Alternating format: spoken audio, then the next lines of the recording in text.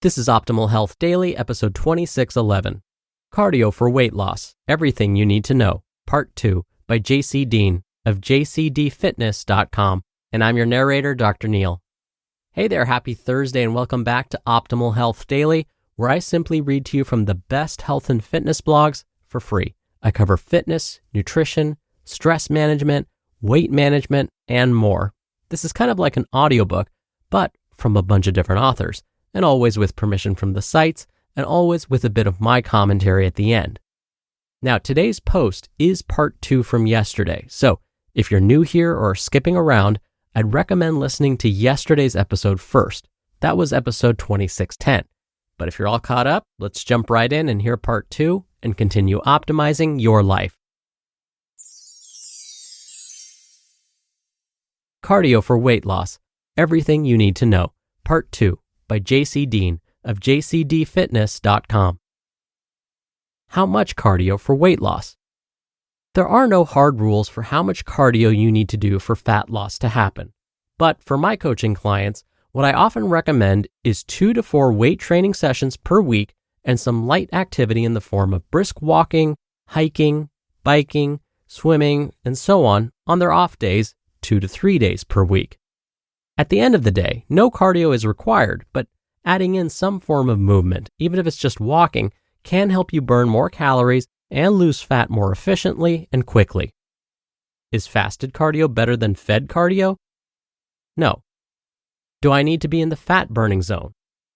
There's this so-called fat burning zone, and many people for the longest time would make a recommendation to perform cardio in this fat burning zone in order to be most effective. And while it's not completely wrong, it sort of misses the big picture about how we actually burn fat over time. At any given moment during rest, your body is burning fat for energy. Even during movements like walking, biking, and general activities like gardening, walking up the stairs, or getting your mail, you're burning fat. It's only when we do high-intensity activities like weight training or sprinting that we burn glycogen, which is stored carbohydrates in our muscle cells specifically. The fat burning zone tends to be somewhere within 50 to 70% of your maximum heart rate, meaning that you should aim to keep your heart rate at a certain level. And the way you'd calculate this is by subtracting your age from 220 and then multiplying that number, which is your estimated maximum heart rate, by 0.5 to 0.7 for the range. For example, let's say you're 25 years old. Start with 220 and subtract your age from it. So 220 minus, in this case, 25 equals 195. 195 represents your maximum heart rate. Now, to get a range for the fat burning zone, we take our maximum heart rate and multiply that by 0.5, and then we multiply that maximum heart rate by 0.7, which again gives us that range. So 0.5 times our maximum heart rate, which we calculated was 195 for a 25-year-old person, equals 97.5. Then, to get the top of the range, 195, our maximum heart rate, times 0.7, the higher end of the range, equals 136.5. So, for the sake of this example, the so-called fat burning zone for a 25-year-old person would be to achieve a heart rate of somewhere between 97 and 136 beats per minute.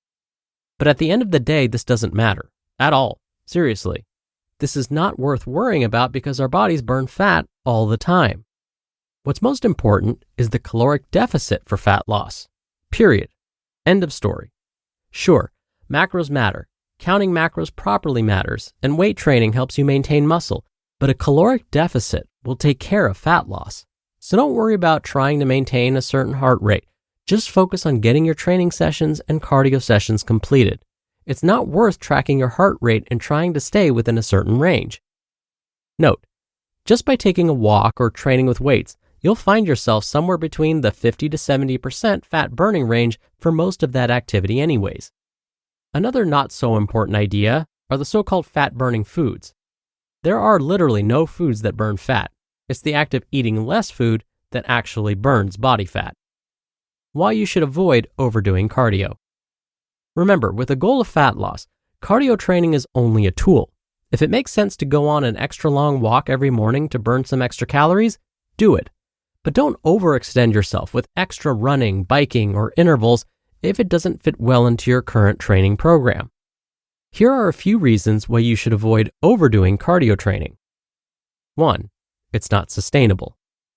If you try to do extra cardio during the week in order to burn off some calories to make your fat loss progress happen more quickly, it's only a matter of time that you have to cut off the extra sessions. The same goes for weight training. If you plan to do a 6-day per week program, but can only realistically fit in 4 training sessions per week, it's only a matter of time before you aren't able to commit to the sessions and feel like a failure. 2. It makes you more prone to injury. Lots of cardio sessions outside of light walking or bicycling can cause more wear and tear on your body and cause you to be more likely to develop an injury either from overuse or having an accident that causes an immediate injury, such as spraining an ankle or knee or pulling a muscle and so on. And 3, lots of cardio and activity in general raises stress hormones. You've likely heard of a hormone called cortisol. You've also likely heard about how bad it is, but in reality, hormones are neither bad or good. We only run into problems when they get out of balance. It's been shown that too much high-intensity exercise, like weight training, sprinting, and long runs, can cause a spike in cortisol if done too frequently. Studies have shown that lower intensity activity, like walking, can help reduce cortisol levels. So if you're already training hard 3 to 4 days per week, doing some extra walking would be your best variation of cardio. Don't use it for a quick fix. It's easy to get caught up in the "I need results yesterday" mindset, but it's totally unrealistic and will lead to burnout and a lack of progress. Oftentimes, I've seen people ramp up their output going from 0 cardio to 5 runs a week on top of their weight training. This is not the way to go. Cardio is only a tool to be used when necessary.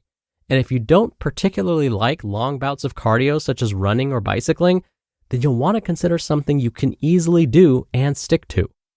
Remember that training and cardio are means to an end, but they're also a means of maintenance. There will be times when you need to do more and times when you need to do less. At the end of the day, you must ask yourself, is what I'm doing sustainable and realistic over the long term? If your answer is no, it's time to rethink the approach. Can you still lose weight without cardio? Finally, yes, you can lose weight without running or jogging or high-intensity intervals. What matters most is your ability to create a caloric deficit through nutrition and your preferred method of activity, be it cardio or weights or any other activity you enjoy. Many of my clients lose weight without specific cardio, other than some walking on their off days. You just listened to part 2 of the post titled Cardio for Weight Loss, Everything You Need to Know by Deen of JCDfitness.com, and I'll be right back with my commentary. Dr. Neil here for my commentary. So you may be wondering then, where did the idea of burning fat in that heart rate fat zone come from? If it doesn't really seem to be helpful for actually burning fat, then why does this heart rate range exist? Why is it on almost every treadmill, bike, and elliptical at the gym? It's because the body does tend to use fat as fuel when we perform rhythmic, lower intensity activities. Just as JC described in today's article, when we're performing low-intensity walking, bicycling, rowing, and so on, which are rhythmic, the body will tend to use fat to supply energy for the movement. But just because the body is using fat for fuel doesn't mean it's using body fat for fuel. We forget that we have fat floating around in our bloodstream all the time, so the body may not be burning body fat for energy. Instead, it's probably using the fat floating around in our bloodstream for energy. But as JC said, eventually, if we stick to our exercise routines and keep our calories in check, the body will eventually do what we want it to, turn to burning body fat for energy. All right, that'll do it for today. Thank you so much for being here and listening every day. I hope you're having a great week, and I'll see you back here tomorrow for our usual Friday Q&A and where your optimal life awaits.